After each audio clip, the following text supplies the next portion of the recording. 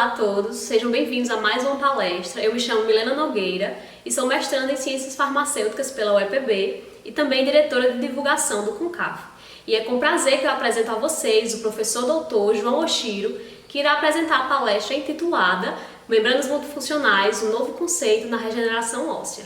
O professor João possui graduação em farmácia bioquímica e mestrado e doutorado em Ciências Farmacêuticas pela Unesp. É também docente e colaborador no programa de pós-graduação em Ciências Farmacêuticas pela UEPB e no PPG DITM.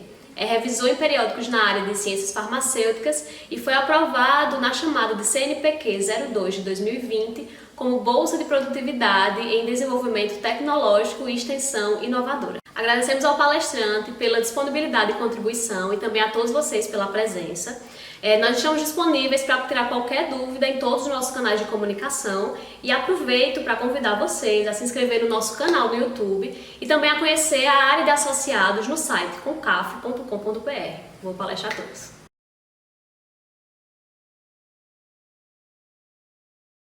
Olá a todos, meu nome é João Augusto Chiro Júnior, acredito que alguns de vocês já me conheçam, né? Eu sou um dos organizadores do evento, mas também sou um pesquisador, assim como grande parte dos envolvidos nesse evento, né? Dos conferencistas que aqui estão presentes. E eu vou hoje apresentar para vocês a palestra intitulada Membranas Multifuncionais, um novo conceito para a técnica de regeneração óssea guiada na implantodontia. Por essa imagem aqui no canto inferior direito, vocês já podem observar que nós vamos estar falando de uma área multiciências, né? Uma área onde talvez poucas pessoas estejam trabalhando atualmente, mas o nosso objetivo é desenvolver membranas que vão auxiliar, ajudar a restaurar o tecido ósseo que foi perdido, né? Para posteriormente uma possível reabilitação protética aqui, né? Então vamos começar a nossa apresentação. Eu quero dividir essa palestra de 3 formas. Primeiro, uma introdução à temática, para que todos se familiarizam com essa técnica de regeneração óssea guiada, né? Para a gente entrar no mesmo nível de conhecimento. Depois eu quero falar um pouquinho sobre regeneração óssea guiada, né, e as membranas em si, e também vou trazer para vocês os resultados do grupo. Bom, então, o que é implantodontia? A implantodontia, se você for pegar uma definição direta, você vai ver que ela vai ter como objetivo tratar o edentulismo. O edentulismo nada mais é do que a perca do dente, né, utilizando sempre a reabilitação protética. E aí, o sucesso nesse procedimento, ele vai se dever principalmente a 2 palavrinhas, né? A quantidade do tecido ósseo disponível na região receptora dos implantes e a qualidade do mesmo. O que temos que pensar é o seguinte: logo após a perca do dente, seja ela por um trauma, uma infecção ou a própria retirada e a demora em fazer essa reabilitação protética, essa quantidade e a qualidade do tecido, eles vão se diminuindo, né? Devido a um processo fisiológico aí, que é a reabsorção alveolar. E isso vai ocasionar uma perca da estabilidade para uma futura prótese, certo? Então vamos tentar ver isso aqui nessa sequência de imagens. Bom, nessa imagem nós podemos observar um tecido sem quantidade suficiente para uma ancoragem dessa prótese, né, para uma fixação dessa prótese. Aqui já é a utilização de uma técnica de enxertia, onde vai se tentar preencher esse espaço, esse tecido ósseo que foi reabsorvido, para aumentar a quantidade do tecido ósseo, tá?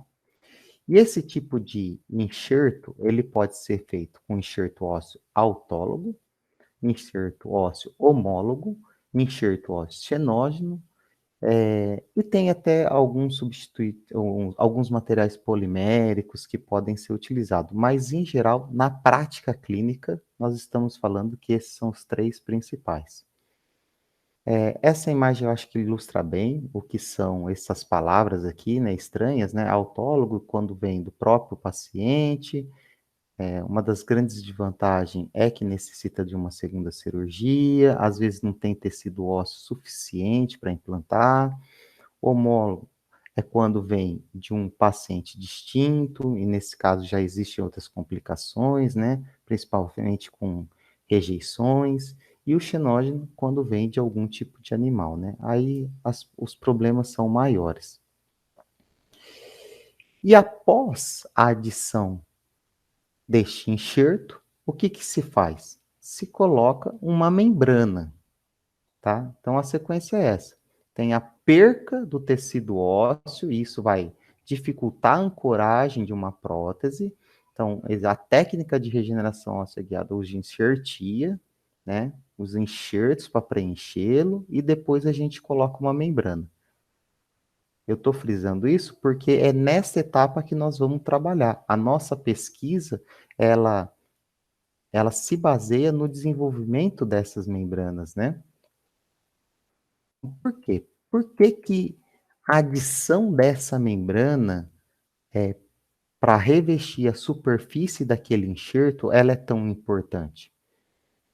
A técnica de regeneração óssea guiada, ela tem como princípio a seletividade celular. Nós sabemos que as células ósseas, né, elas têm um tempo de proliferação e um tempo de produção da matriz muito lenta. Enquanto as células que estão ali em volta, né, do tecido conjuntivo, principalmente os fibroblastos, eles têm uma velocidade muito rápida de síntese das suas substâncias, né? E aí, o que que acontece? Se a gente não adicionar uma membrana naquele enxerto, né, onde está o defeito, ele vai ser preenchido em grande parte por matriz amorfa, substância amorfa, né, fibras de colágeno, elastina, glicosaminas, né, proteoglicanas. E qual que é o resultado disso? O resultado disso é que nós não vamos ter agora uma possibilidade de adição da nossa prótese, porque você não tem tecido com rigidez suficiente, né? Com característica adequada para isso. Por isso que se utiliza essas membranas, né? Essas membranas impedem, como se fosse uma barreira física, a entrada e a produção, a preenchimento do tecido ósseo com tecido conjuntivo, aí, matriz amorfa, tá bom? Bom, antes da gente pensar, é bem interessante o tema, vocês veem que existe uma demanda, só que será que isso realmente é viável? Como que anda o mercado disso? Quais são as características das membranas que existem na literatura e quais são as vantagens da nossa? Então, essas são as perguntas que o nosso grupo sempre teve como uma grande preocupação de analisar. Analisar o mercado, analisar quais são as características das membranas existentes, né? Para se ter uma ideia se realmente esse projeto ele vai ter um grande impacto. Eu acredito que todos os grupos aqui acabam fazendo isso. Então, eu trouxe uma tabela onde a gente vê que o mercado mundial aí, ele tem um grande valor agregado, né? São mais de 8 bilhões aí de dólares, né? E mesmo com a pandemia, vocês veem que foi um mercado que só cresceu 8%, né? Tem de média aí anual até 2020.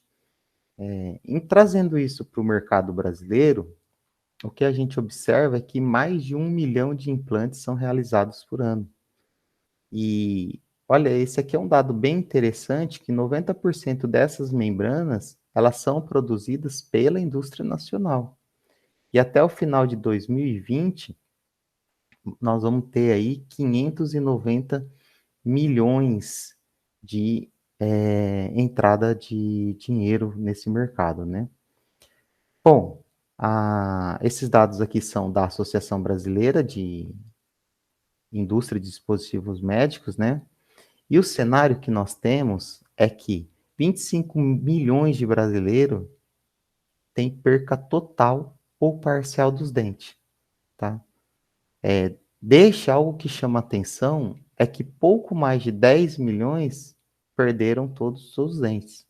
Então, nós temos um público-alvo que nós precisamos olhar com atenção, né? Uma vez que o edentulismo, ele está associado também com fatores emocionais, né?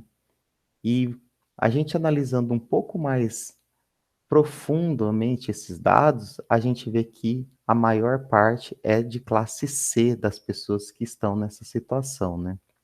Então, a gente vê a necessidade, e isso foi atestado pelo próprio Conselho Federal de Odontologia, né, onde ele reconhece que as empresas nacionais precisam disponibilizar de produtos de qualidade e custo reduzido para beneficiar principalmente essa classe, tá?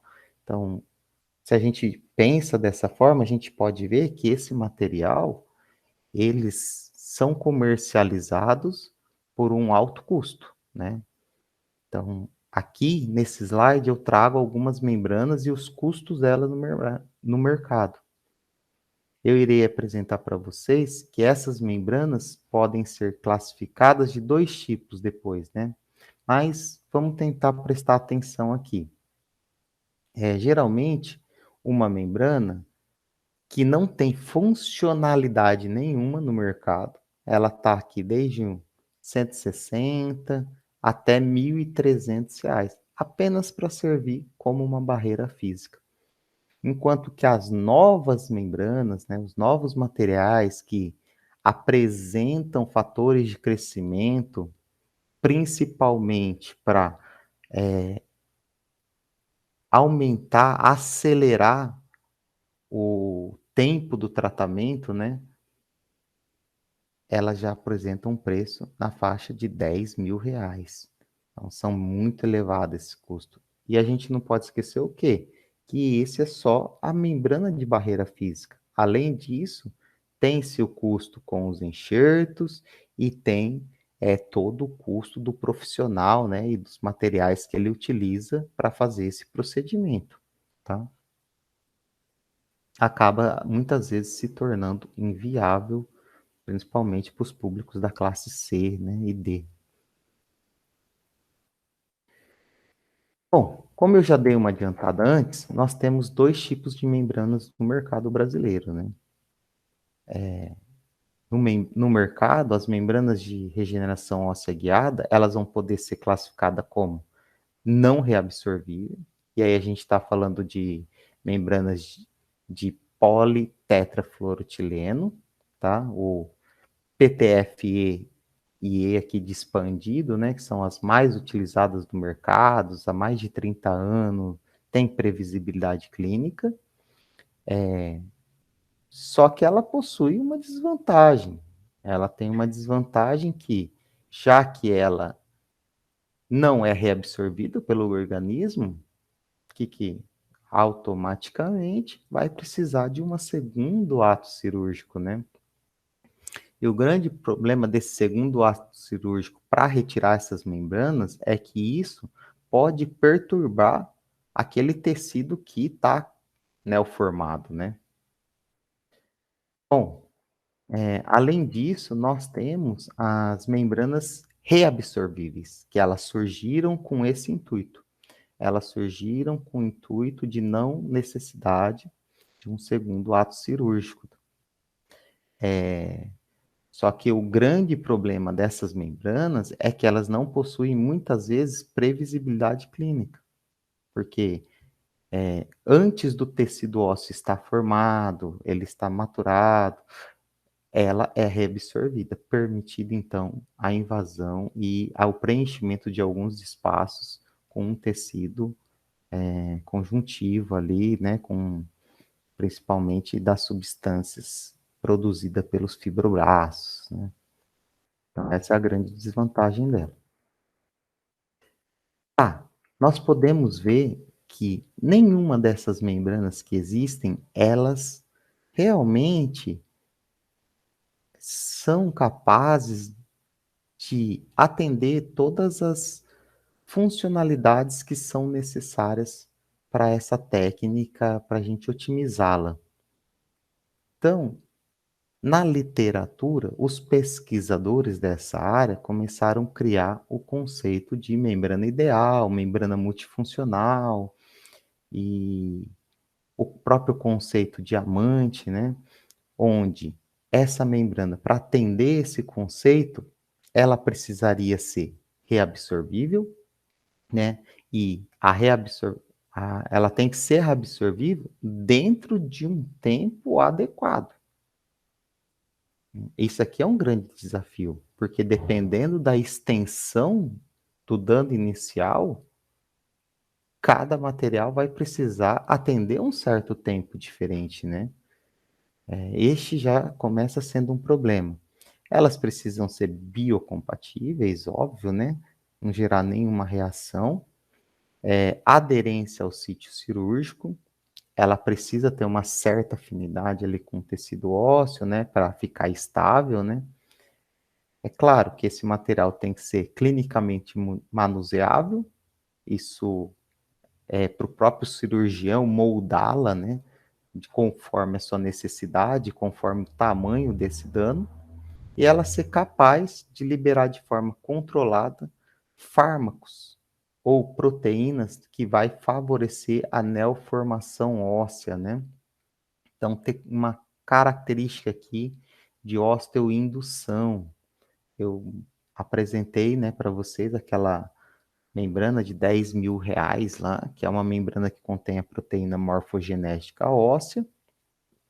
Ela, na verdade, é uma matriz de colágeno, né? Então, ela possui uma reabsorção rápida e, ao mesmo tempo, ela serve como um suporte para essas proteínas que têm a capacidade de atrair e diferenciar as células mesenquimais em células do em osteoblastos, né? Então, isso aumenta muito a velocidade de síntese da matriz, consequentemente, uma diminuição do tempo que o paciente levaria para colocar a sua prótese, né? O grande problema é o custo, né? Então, vamos tentar aprofundar um pouquinho mais aqui esses conceitos. Então, no conceito diamante, materiais multifuncionais, atualmente se fala que para ter um tratamento, né, bem sucedido, né, e uma cicatrização eficaz, esses materiais eles precisam ter essas estruturas em andaimes, né, tanto falado aí como scaffold. Isso aqui facilita muito, principalmente a angiogênese, né, dependendo do tamanho desses poros, a capacidade ali de liberação de substâncias ativas, como a gente falou, e também aqui, ó, barreira física, né? Ter estabilidade mecânica. Por quê, né? Porque o ideal é ter esse material que auxilia o processo de regeneração e, ao mesmo tempo, tem essa capacidade de barreira, e estimula a estimulação celular. Porque a gente tenta, desta forma, ter um material agora que vai eliminar toda aquela etapa de enxertia óssea. Seria um sonho, né? Você lembra o caso do custo? Imagina, se eu consigo agora ter um material que ele consegue, sem a enxertia, servir como um scaffold ali, né? Um andaime para vascularização, para liberação de substâncias, que consiga estimular os osteoblastos a mineralizar, produzir essa matriz óssea, e fechar essa cicatrização, eu tenho uma diminuição de custo nesse tratamento, né? Seria algo meio que utópico até, né? Mas a gente está tentando trabalhar desta forma. E aí a reflexão que fica, e aqui eu gosto sempre de estar apresentando para todos, né? Porque como aqui o pensador, né, de Rodin, essa escultura famosa aqui, que acho que todo mundo em algum momento já deve ter visto, em que trata aí um homem meditando, né? A meditação soberba aí, né? E a gente tem que tentar sempre fazer isso, né? Como bons pesquisadores, sempre analisar, pensar qual material na literatura eu conseguiria atingir todas as características que eu preciso, né? Então, como maximizar as possibilidades para atender às expectativas do mercado? A gente também não pode esquecer do mercado, porque não adianta eu fazer o melhor material do mundo e ele ser inviável do ponto de vista de transposição, aí não adianta, né? E também, ao mesmo tempo, beneficiar os pacientes. Então, as perguntas eu acho que fica qual que é o material com propriedades para atender às necessidades, né? Esse material atende o conceito dos 3P, né? Aqui a gente está falando em a praça, né? O produto, e a gente tem, como pesquisadores e como membro aí dos programas de pós-graduação do Brasil, nós estamos falando também que nós temos um desafio extra, né? Essa pesquisa atende a demanda das agências de fomento, né? Será que essa pesquisa ela entra dentro do que os editais para a gente conseguir recursos estão pedindo? É muito complicado, né? Trabalhar dessa forma. E, e também a gente precisa o quê? Publicar, né? Publicar sempre. É um dos desafios que a gente sempre deixa para tentar casar tudo e no final obter um projeto que consiga integrar todos esses desafios, né? Pessoal, então, dentro dessa questão de pensar, né, o nosso grupo, ele criou uma hipótese, né? A gente chegou, após analisar toda a literatura, a gente chega numa hipótese e nessa nossa hipótese aqui, independente de ser verdadeira ou falsa, ela inicialmente reunia, ela tem que, pelo menos inicialmente, reunir características que vai atender todos os conceitos, e neste nosso caso, os conceitos para obter uma membrana diamante, uma membrana multifuncional. Então, analisando a literatura, a gente viu que materiais híbridos aí, esses são materiais muito interessantes, né? Principalmente devido à multifuncionalidade dele, e ele tem uma extensa faixa de aplicação, pode ser utilizado em medicina, farmácia, odontologia, né, química dos materiais. Uma vez que esse material ele é constituído por dois componentes, né, dispersos em escala molecular, e a grande vantagem de você fazer isso é que você, no final, consegue reunir em um único material, né, por isso que ele é chamado de híbrido, em um único material as propriedades, tanto do material A quanto do material B, né? Então, isso é bem interessante. E dependendo do tipo de material híbrido que nós temos, quando você analisa, né, essa associação, você consegue biocompatibilidade, propriedades ópticas melhoradas, né, estabilidade térmica e mecânica, incorporação de substâncias, aí seja ela caráter hidrofílico ou lipofílico, e a gente também consegue uma matriz de liberação controlada e prolongada. E isso traz vantagens em relações aos materiais convencionais, né? Aos grande parte dos materiais que são utilizados aí nas pesquisas. pensando nesse tipo de material que a gente está aplicando. Bom, essa pesquisa não começou de hoje, ela vem lá desde o meu mestrado, meu doutorado, né?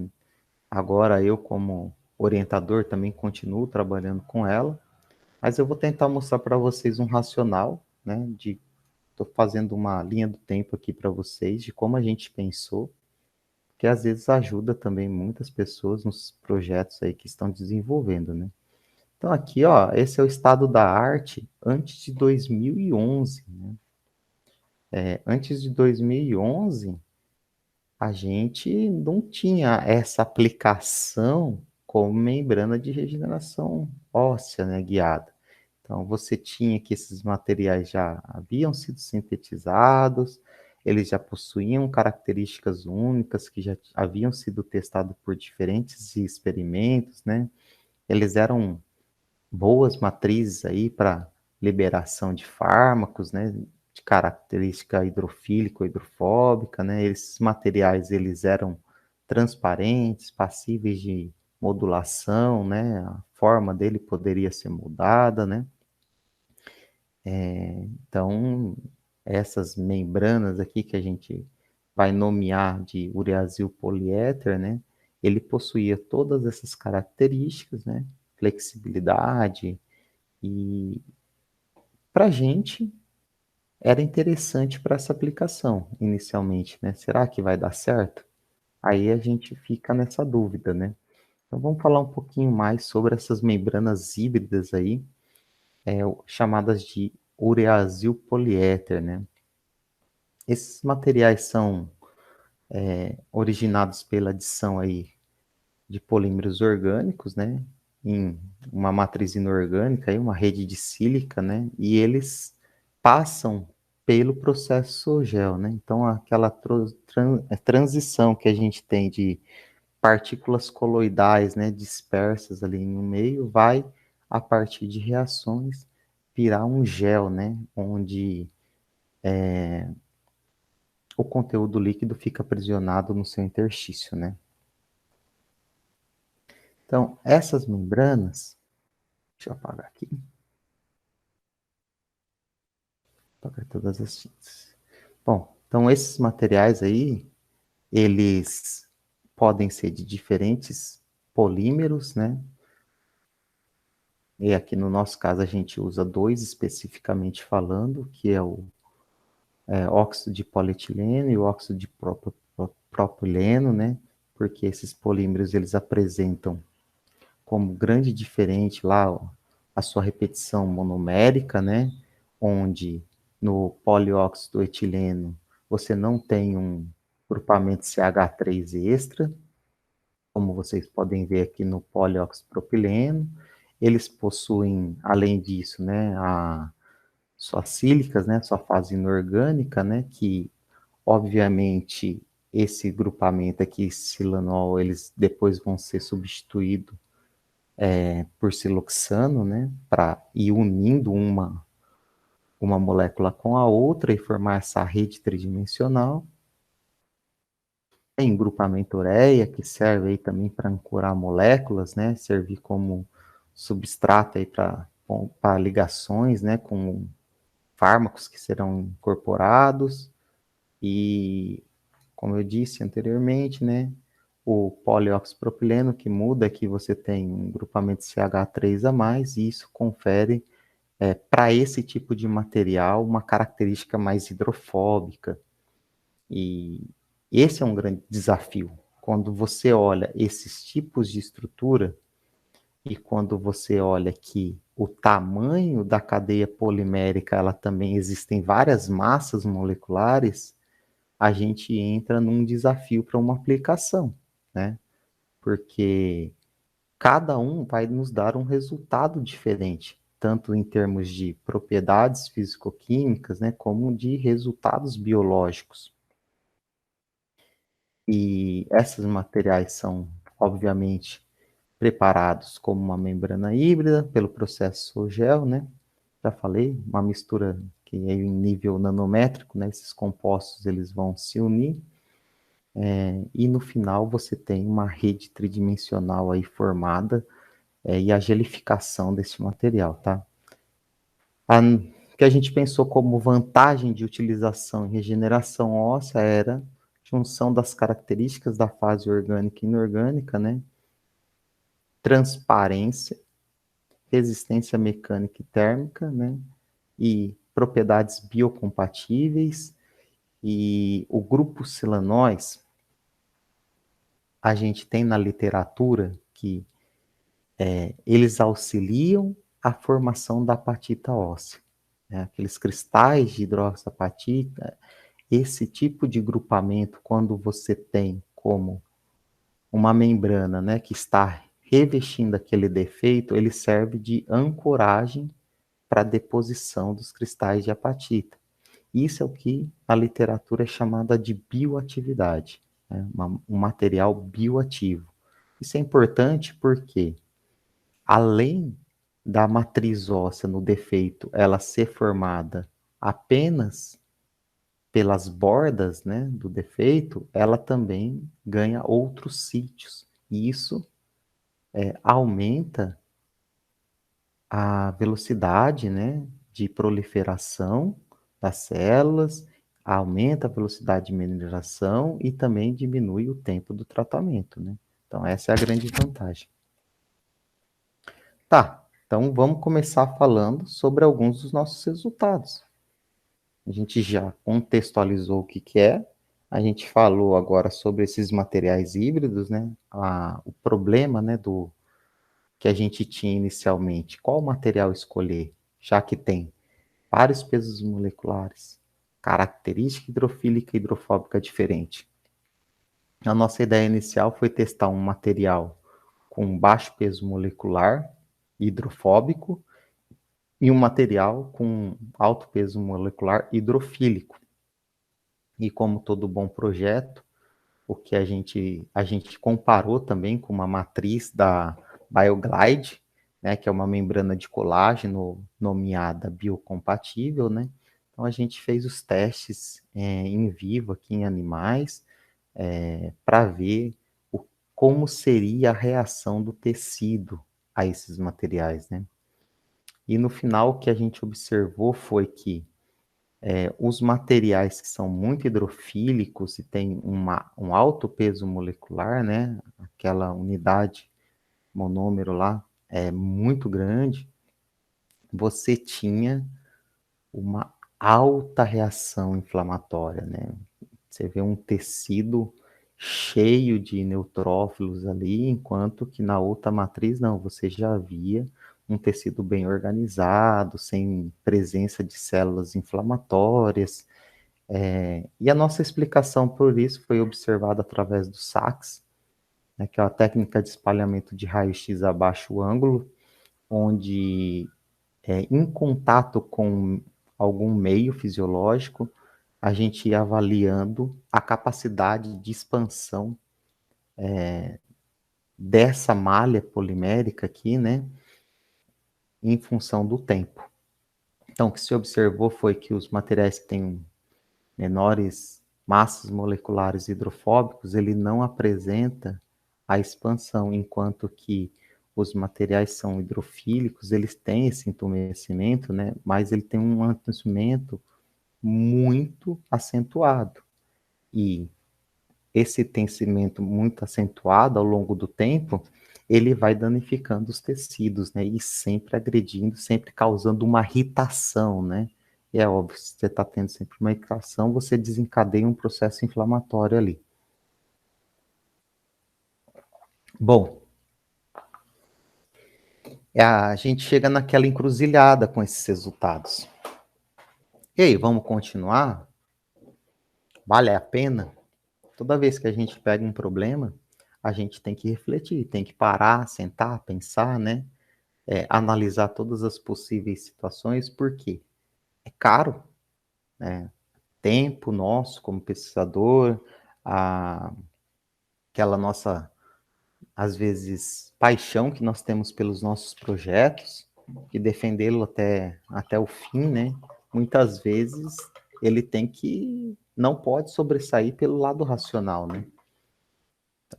Baseado nessas conclusões, a gente sentou, refletiu, e isso, pessoal, sempre feito em conjunto, né? Uma equipe. Vocês veem ali, tinha gente da odontologia, gente da farmácia, da química, orientadores, orientandos, sempre em parceria para otimizar essas possibilidades. Então, baseando nessas conclusões, o que que a gente pensou? E se a gente conseguir trabalhar com misturas, né? Vamos tentar unir agora, fazer blendas, né? Fazer misturas do material que é hidrofóbico com material hidrofílico em diferentes proporções para tentar modular essa questão tanto da liberação como do entumecimento e, consequentemente, achar um material que era biocompatível e atendia todas as características. Porque algo que eu não falei para vocês é que o grande problema do material 400, ou material hidrofóbico, é que ele é muito rígido. E aí ele não permite manuseio. Consequentemente, a liberação dele é muito baixa. Enquanto o outro material, não. Ele já te dá essa flexibilidade, né? Então, vamos lá. O que nós fizemos aqui? Nós continuamos. Nós nos reunimos e decidimos falar, olha, a mistura desses materiais, elas vão ser importantes e talvez a gente consiga atingir o nosso objetivo. Então, no final, a gente testou várias proporções de materiais a ponto de atender a flexibilidade dele, né? A gente avaliou por saques aqui os domínios para não observar muita expansão, muito entumecimento, e a gente testou a liberação desses materiais para ver qual que tinha uma liberação sustentada, e aqui a gente está tentando sempre falar em dias, né? Não somente em horas, porque esse processo de regeneração ele leva tempo. A gente utilizou aqui como um fármaco o dexametasona, né, que é um anti-inflamatório, e também fomos testar em defeitos de calota craniana, em modelos de calota craniana. Então foi feito defeitos bilaterais de 5 centímetros, esses defeitos são considerados defeitos críticos, né, que é aquele defeito onde o organismo não consegue se regenerar sozinho, né, precisa da ajuda de algo, e não foi colocado enxerto, só foi adicionado as membranas. Isso foi feito de forma randômica, né, então tinha animal que possuía a membrana nossa teste, a membrana de colágeno comercial, e nós testamos diferentes membranas, né? Os resultados que a gente observou isso aqui são as microtomografias, que após 60 dias, a nossa membrana, ela possuía a mesma capacidade de barreira que as membranas comerciais de colágenos, e aqui a gente está comparando com uma membrana comercial que ela custa R$ 1.300, tá? Que é uma membrana de uma marca alemã, a mais top que tem, e os nossos resultados foram estatisticamente idênticos, né? 20% de tecido ósseo formado. Aqui vocês podem ver no dia 0, né? No dia 7 dias, né? E aqui com 60 dias a gente consegue ver esse tecido ósseo sendo formado, tá? Ele não está completo, porque como a gente diz, se a gente não colocou enxerto, é um defeito ósseo crítico, ele não conseguiria por si só fechá-lo, né? Mas a gente conseguiu observar essa principal vantagem. E agora, com esse panorama, né, sabendo que a nossa membrana ela tem essa capacidade, a gente voltou novamente para a literatura. Porque a nossa membrana ela é comparável com as membranas do mercado em termos de barreira física, só que ela tem um plus, né? Ela consegue o quê? Liberar diferentes substâncias com diferentes características, né? O, a única membrana, né, o único arcabouço que existe aqui no mercado é a membrana de colágeno, que é um suporte para as proteínas morfogenética óssea, né, as BMP. e custa R$ 10.370, muito caro. Então, assim, vamos para a literatura, vamos pensar, não dá para utilizar isso, né? É inviável do ponto de vista de mercado e pensando no público-alvo nosso, é inviável esse tipo de tratamento. Então, vamos para a literatura, publicamos um artigo, inclusive, falando sobre fatores de crescimento, e nessa busca a gente deu de cara com o peptídeo, né? Que é um peptídeo muito promissor, né? Onde esse peptídeo, que é o peptídeo de crescimento osteogênico, né? O OGP, ele ativa bioquimicamente falando, tem vários estudos e cada estudo aponta bioquimicamente uma via celular, onde todas elas convertem sempre para o aumento da formação óssea, seja ali naquele famoso eixo, né, da RANQ-L,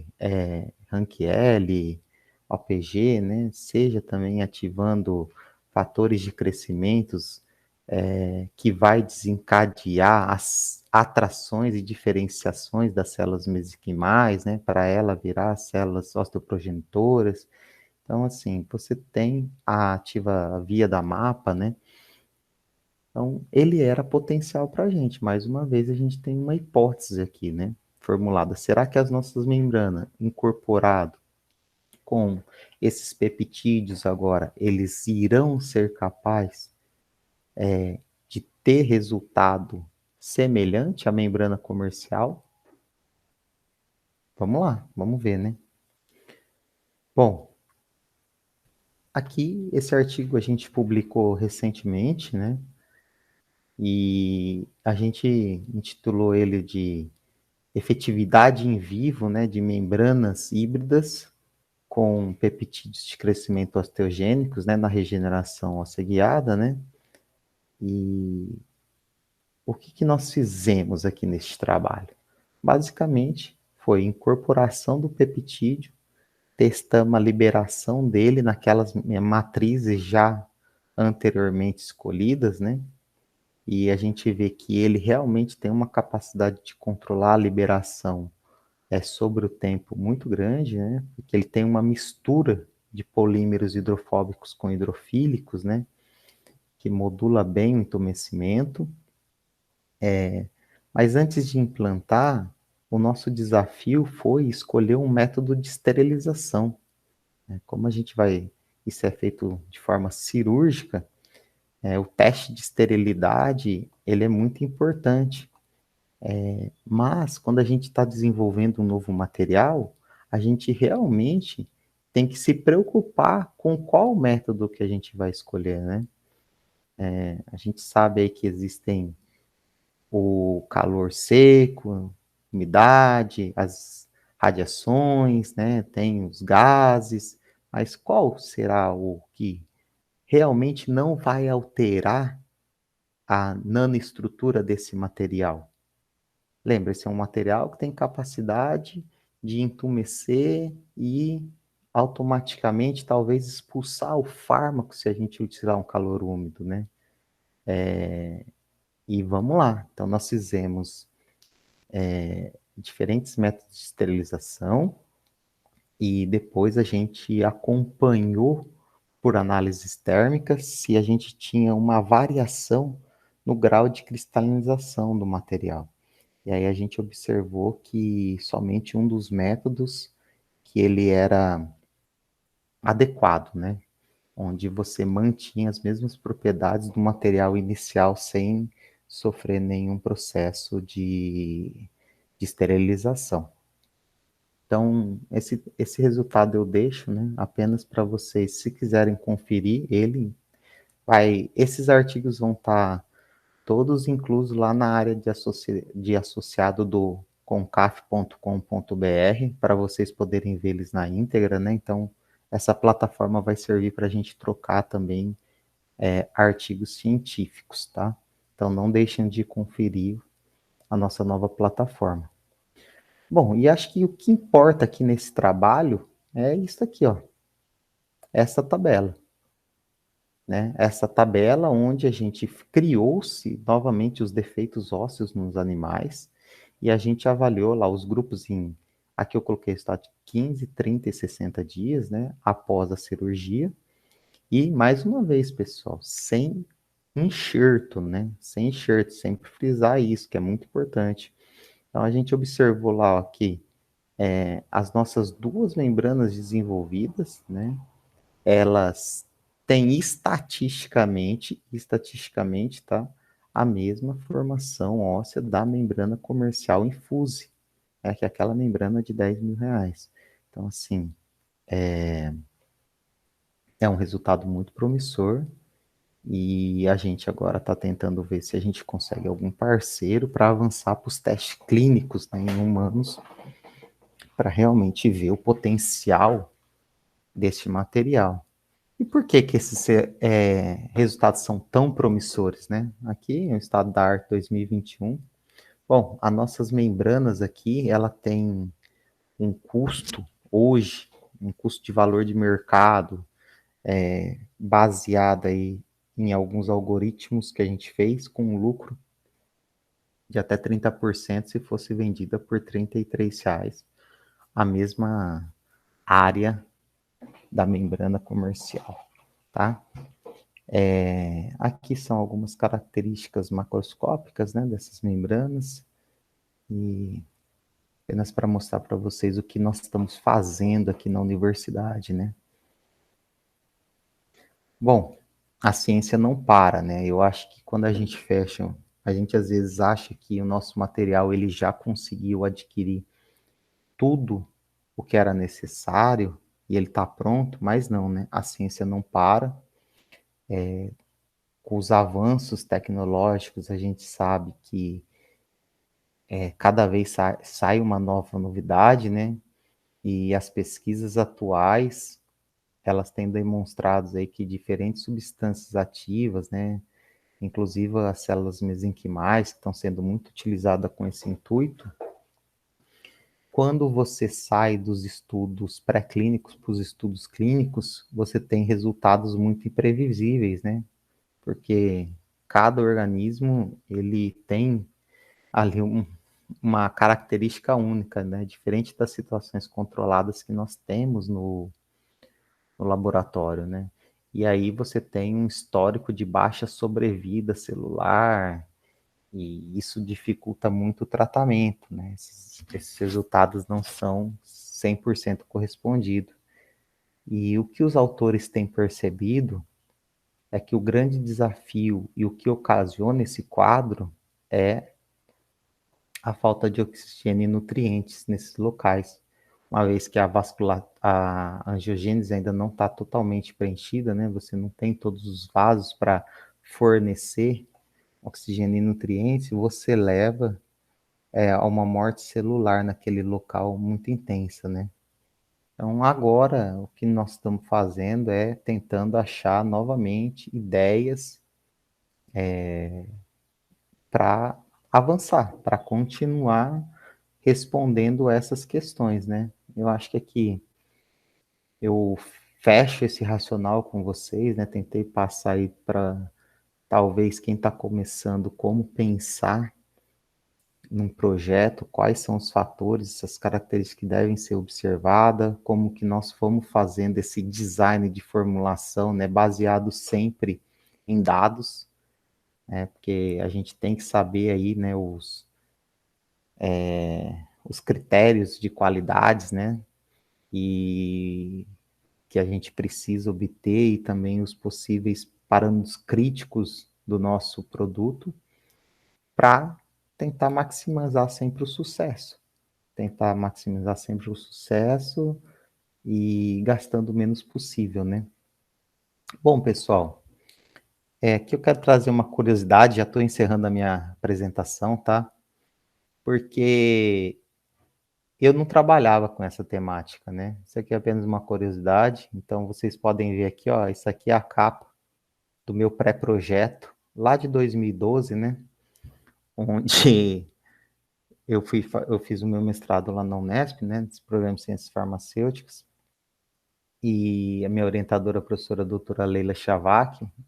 É óbvio que esses projetos, esses resultados todos aqui são com o grupo dela e o grupo da professora Rosemary Marco Antônio, lá da Odontologia de Araraquara também. Um time bem coeso, né? Com várias expertises distintas, né? Para dar certo isso. Mas inicialmente, aqui voltando à curiosidade, né? Eu ia desenvolver um sistema terapêutico bioadesivo para liberação controlada de medicamentos na mucosa oral. Nós, inclusive, até acabamos desenvolvendo num projeto de uma outra aluna, utilizando triancinolona e bem interessante também, né, para candidose, mas eu mudei, né? Por quê? Porque uma das coisas que eu acredito que os nossos projetos eles têm que nos dar também, porque a gente tem muitos desafios, é muito pesado desenvolver um mestrado, um doutorado, é algo que nos motiva, né? Não somente a motivação, né? Você tem que ter a resiliência também, mas quando você tem algo que você realmente acredita, e aí era a hora de desistir desse projeto, que eu não estava 100% confiante, né? Não estava com muita empolgação. Só que como fazer isso, né? Um ano de mestrado já, vários resultados, como chegar para o teu orientador e falar, professor, projeto aqui, não estou gostando muito, eu tive uma conversa com o pessoal lá da Odonto, né? A gente descobriu umas coisas interessantes sobre membranas, eu queria testar essas hipóteses. Aí só tem um jeito, gente, chegar na literatura, se basear, não é conversar com o orientador e falar, eu quero trocar porque eu quero, né? Vamos colocar as vantagens e desvantagens, um plano, metodologia, tudo certinho. E também a gente tem que ter uma relação muito boa com o orientador desde o começo, né? E nada como dois chopp a mais aí para contar, né? E, na verdade, aqui é minha família, né? Eu e minha esposa e família da minha orientadora também, né? O marido dela, o filho dela. A gente tem uma relação muito boa, mas brincadeiras à parte, o que eu quero falar para vocês é que o orientador, ele tem que ser essa pessoa que vocês possam confiar, né? Tem que estar lá batendo na porta dele sempre, apresentando resultado, discutindo os resultados com eles, que isso otimiza todo o processo, tá bom? Bom, apenas aqui eu sempre coloco essa frase. Eu gosto muito dessa frase de Henry Ford, que é não encontre um defeito, encontre uma solução. Eu meio que tô cansado, sabe? Todo mundo só botando defeito, defeito, defeito, defeito, e ninguém fala assim, vamos sentar, deixa eu te ajudar, vamos tentar achar uma solução. Então, se não for para contribuir, eu acho que todo mundo pode ficar em silêncio, né? Que isso também não acaba com a saúde mental daquele colega que está ali, muitas vezes em momento desamparado, né? Então, as pessoas costumam dizer que a motivação não dura sempre. Bem, nenhum efeito do banho, por isso recomenda-se diariamente, né? Então, é outra frase que eu deixo para vocês. E aqui é só uma tirinha, né? Que é uma tirinha que a gente pode conseguir fazer uma reflexão, guardada as devidas proporções, tá? Então, eles falam assim: tu viu, Marieta? Agora existe uma lei que obriga os laboratórios a escreverem as bulas dos remédios numa linguagem mais acessível. Isso não deixa de ser importante, tá? Só que trazendo para o nosso contexto da educação, né? Essa é a minha reflexão que eu quero deixar. Aí Marieta pega e fala: eu acho isso lamentável. Como assim? O objetivo da lei é facilitar a compreensão dos menos esclarecidos. Bom, eu sei, mas na minha opinião, facilitar não é o melhor remédio para tirá-los da condição de menos esclarecidos, né? Então, a educação à distância, algumas coisas que estão acontecendo, realmente está fazendo com que muita facilidade aconteça, o pessoal está deixando cada vez mais de estudar, né? E está deixando de refletir, e para tirar da condição de menos esclarecidos, muitas vezes facilitar não é o melhor remédio. Eu concordo 100% com essa tira, tá? E aqui um grupo muito estranho, né? O nosso grupo de pesquisa. Agradeço muito ao LDCPF também, laboratório coordenado pelo professor Bolívar, onde me abriu as portas para estar desenvolvendo pesquisa junto com eles, e o sucesso ao cúmulo de pequenos esforços expedidos dia a dia, né? Bom, deixo o meu contato, se alguém tiver alguma dúvida, pode mandar mensagem, também estou à disposição. Obrigado, pessoal, um abraço a todos e sucesso aí, boas pesquisas, não desanimem. Vamos lá, tamo junto. Um abraço.